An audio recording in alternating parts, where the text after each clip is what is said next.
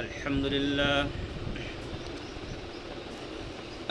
لله نحمده ونستعينه ونستغفره ونؤمن به ونتوكل عليه ونعوذ بالله من شرور أنفسنا ومن سيئات أعمالنا من يهده الله فلا مضل له ومن يضلله فلا هادي له ونشهد أن لا إله إلا الله وحده لا شريك له ونشهد أن سيدنا ومولانا محمدا عبده ورسوله صلى الله تعالى عليه وعلى آله وأصحابه وبارك وسلموا تسليما كثيرا كثيرا أما بعد فأعوذ بالله من الشيطان الرجيم بسم الله الرحمن الرحيم تبارك الذي نزل الفرقان على عبده ليكون للعالمين نذيرا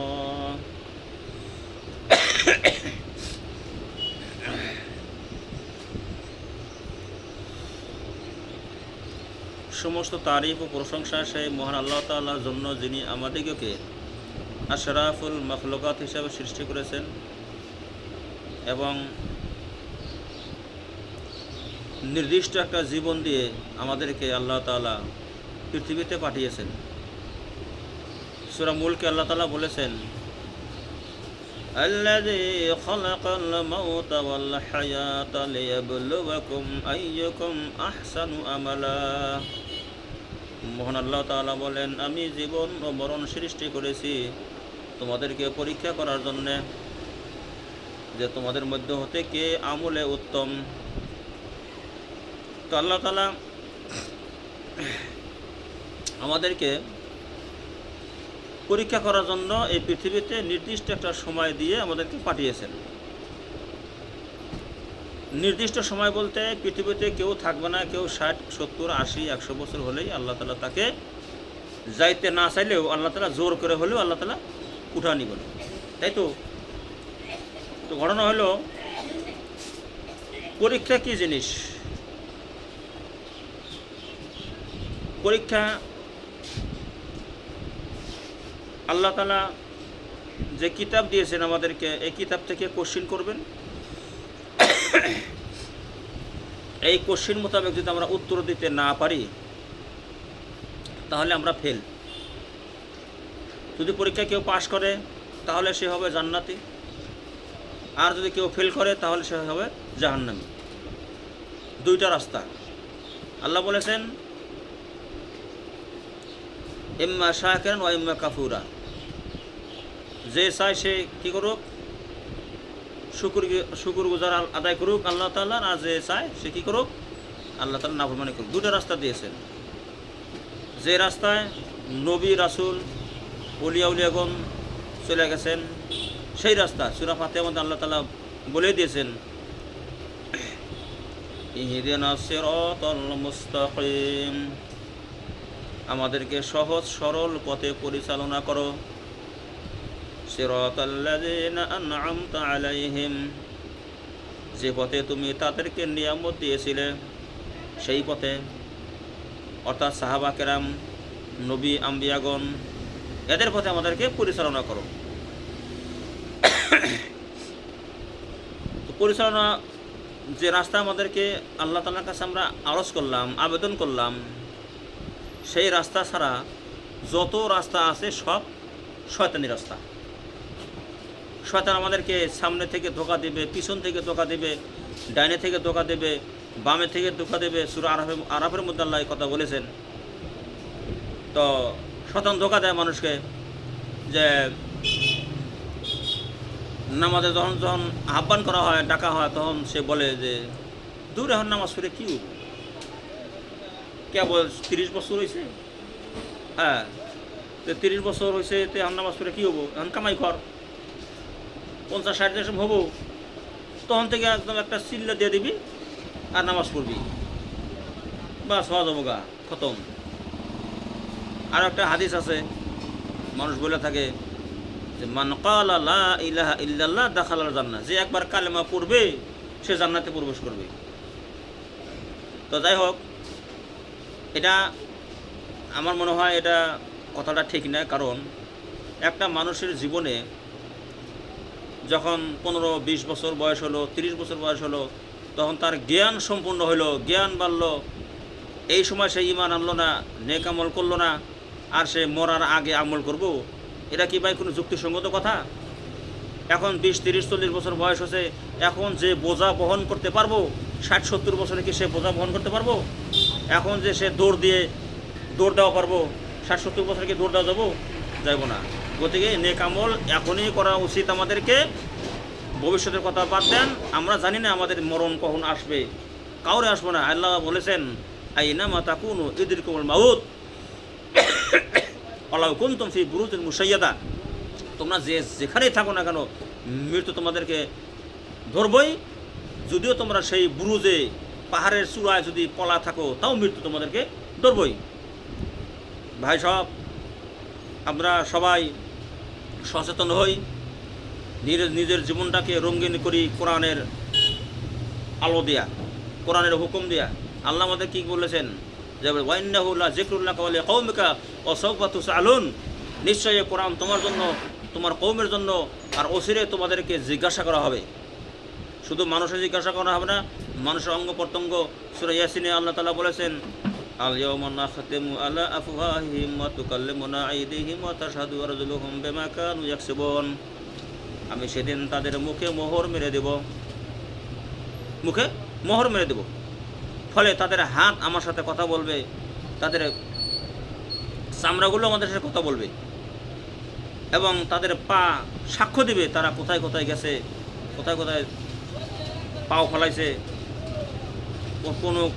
কোনো খারাপ কাজে লিপ্ত হয়েছে, সব আল্লাহ তাআলা কাছে সাক্ষ্য দিব যে এমন কোনো কাজ আমরা করি নাই যা আমাদের শরীরের চামড়া দেখে নাই, সব লিপিবদ্ধ করা আছে। ওয়াকুল্না শাইইন ফাআলাহু ফিজ জুবুর, আর তারা যা করেছে সব কিছুই লিপিবদ্ধ আছে, আমল নামায় আছে। ওয়াকুল্না শাইইন সাগীরিন ওয়া কাবীরিন মুস্তাতারুন, ছোট বড় সব কিছু লিখিত আছে। তাই ভাই, আমরা সবাই আল্লাহকে স্মরণ করি। সবাই তো নেক আমল করে, সবাই বোঝে যে আমি হয়তো ঠিক পথে আছি, কিন্তু আল্লাহ বলছেন না। সূরা আল বাকারা আয়াত নম্বর 8 আল্লাহ বলেছেন ওয়া মিনান নাসি মান ইয়াকুলু আমান্না বিল্লাহি ওয়া বিল ইয়াউমিল আখির ওয়া মা হুম বিমুমিনিন। আল্লাহ বলেছেন মানুষের মধ্যে অনেক মানুষ আছে যারা বলে আমরা আল্লাহর প্রতি ঈমান এনেছি এবং পরকালের প্রতি ঈমান এনেছি, কিন্তু আমার আল্লাহ বলেন ওয়া মা হুম বিমুমিনিন, তারা আদৌ মুমিন নয়, তারা মিথ্যা কথা বলে। ইউখাদিউন আল্লাহ, তারা আল্লাহকে ধোঁকা দেয়। ওয়াল্লাযিনা আমানু, এবং যারা ঈমান এনেছে তাদেরকেও ধোঁকা দেয়, কিন্তু আসলে বস্তু তারা নিজেরাই নিজেদেরকে ধোঁকা দেয়। আল্লাহ আরও বলেছেন ওয়া ইযা কিলা লাহুম লা তুফসিদু ফিল আরদি ক্বালু ইন্নামা নাহনু মুসলিহুন, যখন তাদেরকে বলা হয় তোমরা পৃথিবীর জমিনে ফাসাদ সৃষ্টি করো না, তখন তারা বলে আমরা তো ফাসাদ সৃষ্টি করি, আমরা তো সঠিক পথে আছি, আমরা তো আমল সংশোধন করার জন্য আছি। আল্লাহ বলেন আলা ইন্নাহুম হুমুল মুফসিদুনা ওয়ালাকিন লা ইয়াশউরুন, জেনে রাখো, সাবধান, ওরাই তো ফাসাদকারী, ওরাই তো বিবাদকারী, কিন্তু তারা তা অনুধাবন করতে পারে না, বোঝে না। যখন তাদেরকেও বলা হয় ওয়া ইযা কিলা লাহুম আমানু কামা আমানান নাস, যখন তাদেরকে বলা হয় তোমরা আল্লাহর উপর অন্যান্যরা যেভাবে ঈমান এনেছে তোমরাও ঈমান আনো, তখন তারা বলে আনুমিনু কামা আমানা সুফাহা, আমরা কি ওই বোকাদের মতো আমরাও ঈমান আনবো?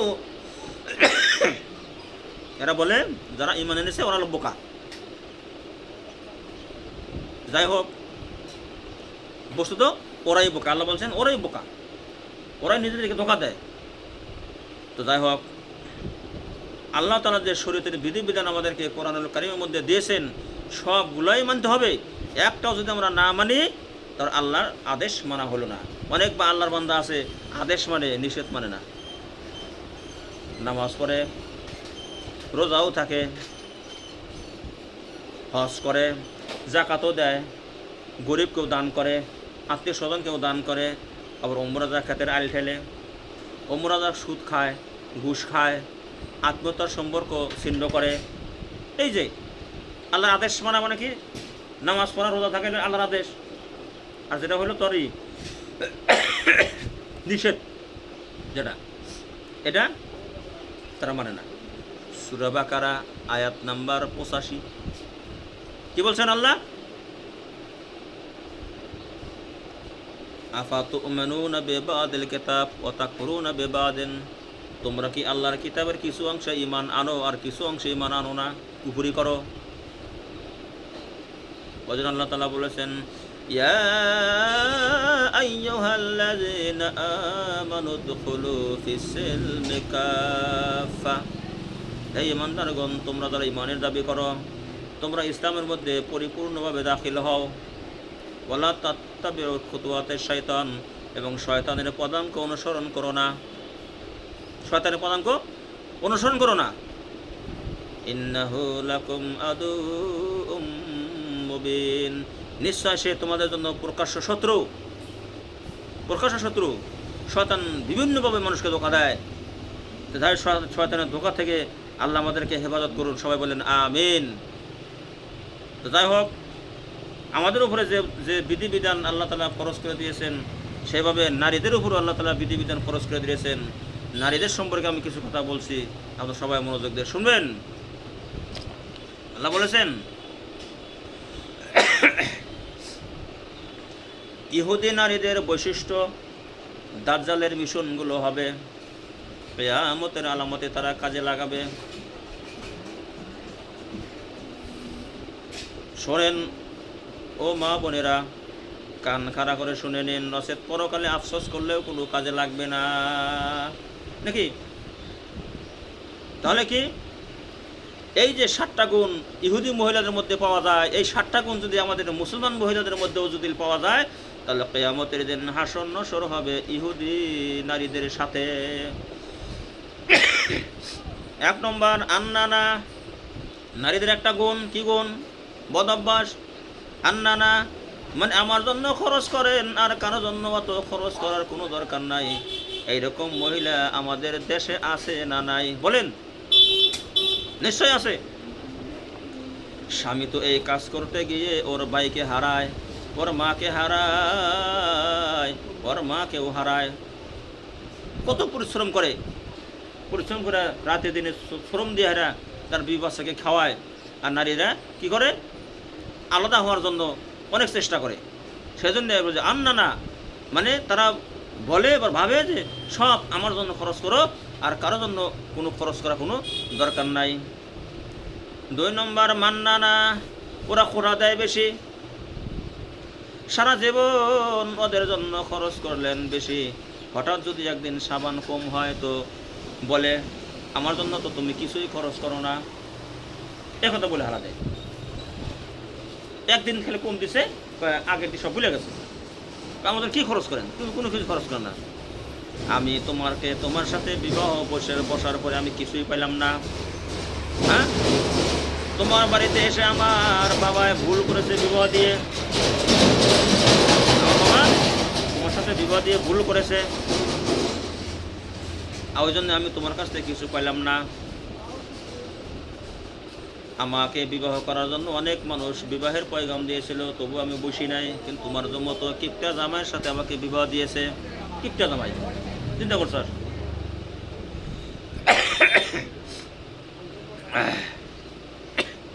এই বদ অভ্যাস ইহুদি নারীদের মধ্যে পাওয়া যায়।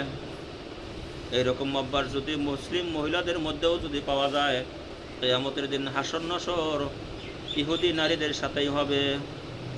3 নম্বর হান্নানা, নিজে তো স্বামীর খেদমত করে না, আরও স্বামীকে দিয়ে খেদমত করায়।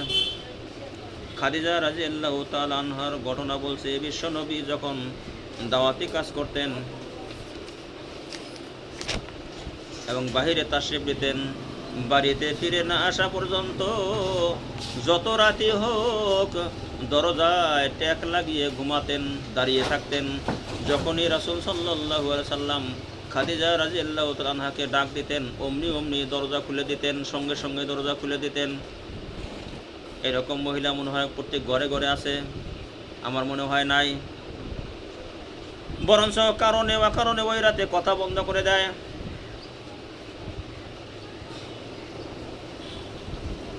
কোনো কথাও বলে না। খাদিজা রাদিয়াল্লাহু তাআলা আনহা যতদিন জীবিত ছিলেন ততদিন তিনি এইরকম করতেন।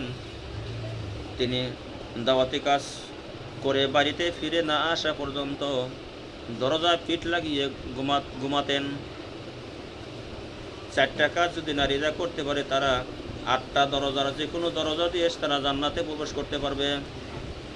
1 নম্বর 5 ওয়াক্ত সালাত আদায় করবে, রমজানের রোজা থাকবে। 3 নম্বর লজ্জা স্থানের হেফাজত করবে, পর্দা করবে। 4 নম্বর স্বামীর আনুগত্য বা খুশি করা। মেয়েরা সাজগোজ করবে শুধু একমাত্র তার স্বামীর জন্য, অন্য কোনো মানুষের জন্য সাজগোজ করা কোনো দরকার নাই, সেগুলো হারাম। মেয়ে তার স্বামীর জন্য পর্দার আড়ালে কত কিছুই না করবে, হাসি খুশি করবে, তামাশা করবে। তামাশা করতে গিয়ে একটা হাসি দিলে হাসিতে যে দাঁতগুলো বের হবে, প্রত্যেকটা দাঁতের বিনিময়ে আল্লাহ তাআলা 70টা করে নেকি তার আমলনামায় লিখিয়ে দিবেন। কোন সুবহানাল্লাহ।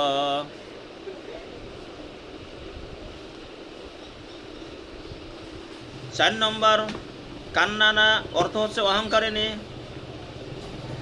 নারীদের, ইহুদি নারীদের একটা বদ অভ্যাস আছে, তারা মাঝে মাঝে বাপের বাড়ির অহংকার করে, আরো বলে তুমি কি চেনো আমাকে, আমার বাপের ক্ষমতা তুমি জানো, আমার ভাই একটা মস্তান, আমি ইচ্ছা করলে তোমাকে জেলের ভাত খাওয়াতে সক্ষম। আপনি স্বামীর সামনে তুই তুকারি করতে কথা বলছেন, এরকম করা যাবে না, মস্ত বড় অন্যায়। সেই জন্যে এই নারীদের উদ্দেশ্য করে আমি বলছি, আপনারা অহংকার করবেন না। অহংকার নারীদের জন্য কোনো শোভা পায় না। এই পৃথিবীটা ক্ষণস্থায়ী পৃথিবী, যতদিন আপনি বেঁচে থাকবেন স্বামীর খেদমত করবেন এবং স্বামীর হুকুম হাকাম পালন করবেন, আল্লাহ তাআলার বিধিবিধান অনুযায়ী পালন করবেন। 5 নম্বর স্বামীর পছন্দ স্ত্রীর পছন্দ করতে হবে। বাজার থেকে যদি কোনো জিনিস নিয়ে এসে বলে এটা কি এনেছো, তোমার কি চোখ নাই, ওই বাড়ির বাবির কাপড়টাই তো অনেক সুন্দর, তোমার কি চোখ নাই, একথা বলে তারা। অথচ ওই বাড়ির কাপড় তার চাইতে আমি যে কাপড় নিয়ে এসেছি এই কাপড়টাই অনেক দামি, তারপরেও তার পছন্দ হয় না। এরকম গুণ ইহুদি নারীদের মধ্যে পাওয়া যায়, আমাদের মুসলমান নারীদের মধ্যে মনে হয় এ গুণ নাই। চিন্তা ভাবনা করে দেখেন।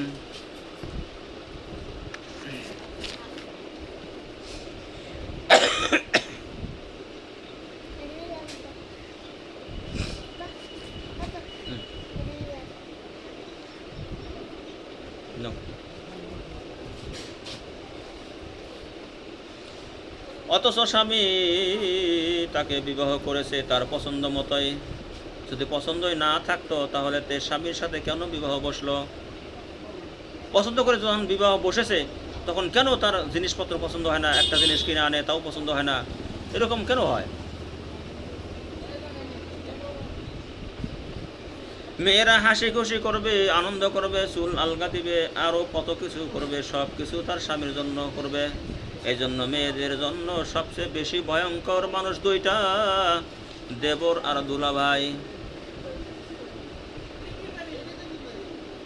আর একজন পুরুষের জন্য সবচেয়ে বেশি ভয়ঙ্কর নারী 2জন, একজন হচ্ছে শালী আর একজন হচ্ছে ভাবি। সবচেয়ে ভয়ঙ্কর জিনিস।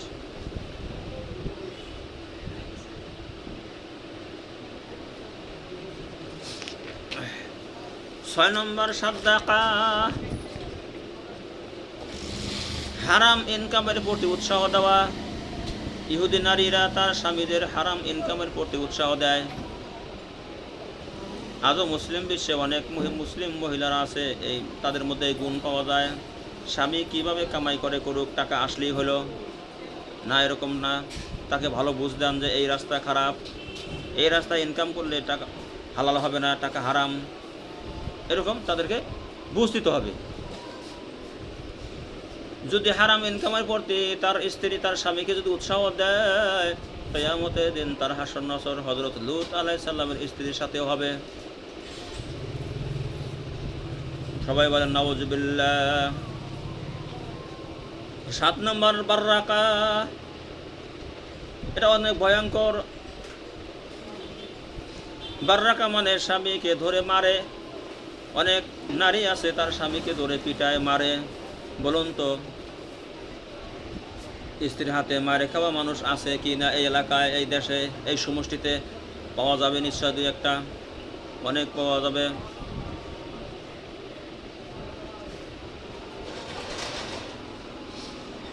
স্ত্রীর হাতে সবচেয়ে বেশি মার খেয়েছেন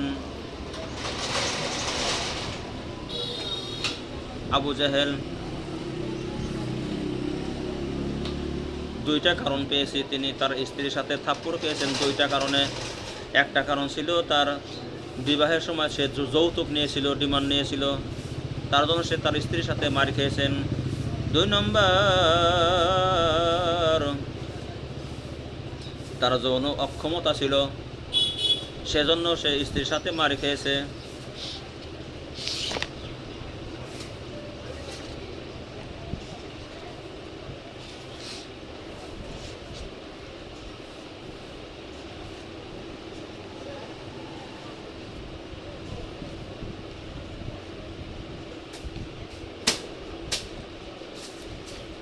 মেয়েদের কিছু বদ অভ্যাস আমাদের সমাজে পাওয়া যায়।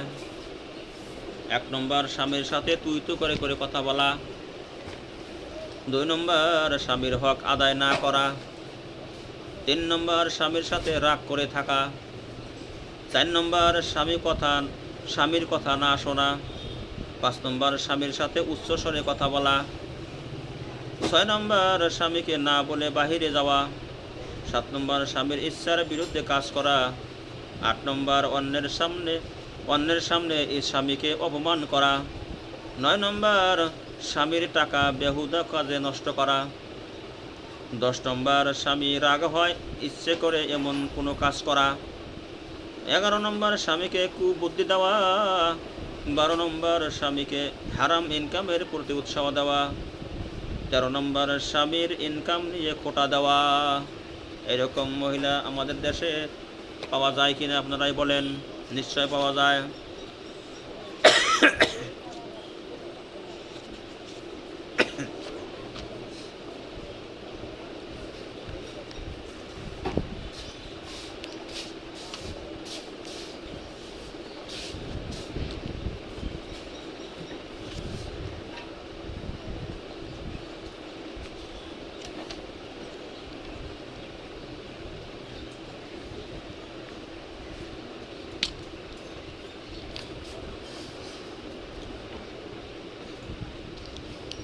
তাই ভাই মুসলমান ভাই সকল, আপনাদেরকে একটা কথা বলি,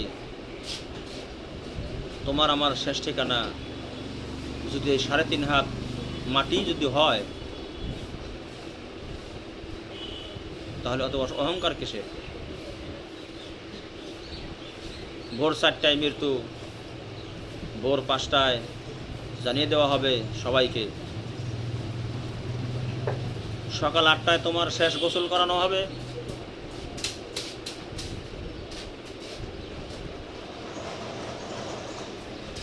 নয়টায় নতুন কাপড়ে সাজানো হবে।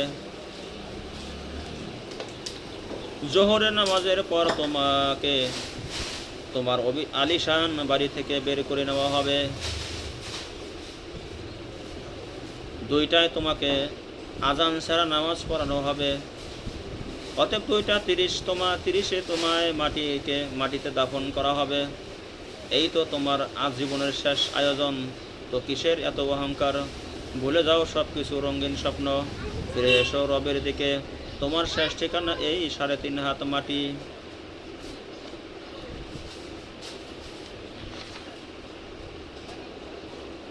তিনটা জিনিস ফিরে আসে না: সময়, সুযোগ এবং কথা। তিনটা জিনিস হারানো ঠিক না, শান্তি, আশা এবং সততা। তিনটা জিনিস পতন হয়, অহংকার, মিথ্যা এবং ঘৃণা। তিনটা জিনিস খুব দামি, ভালোবাসা, আত্মবিশ্বাস এবং বন্ধুত্ব। অহংকার বেড়ে গেলে কবরস্থান থেকে ঘুরে আসুন, দেখবেন ওইখানে আপনার থেকে সুন্দর, ধনী, জ্ঞানী, গুণী মানুষ শুয়ে আছে। যে কথাগুলো আপনারা সবাই মনোযোগ দিয়ে শুনবেন, চিন্তা ভাবনা করবেন। আমি আবারও ফিরে আসবো অন্যদিন, আপনারা আমল করবেন ঠিক মতো ইনশাআল্লাহ।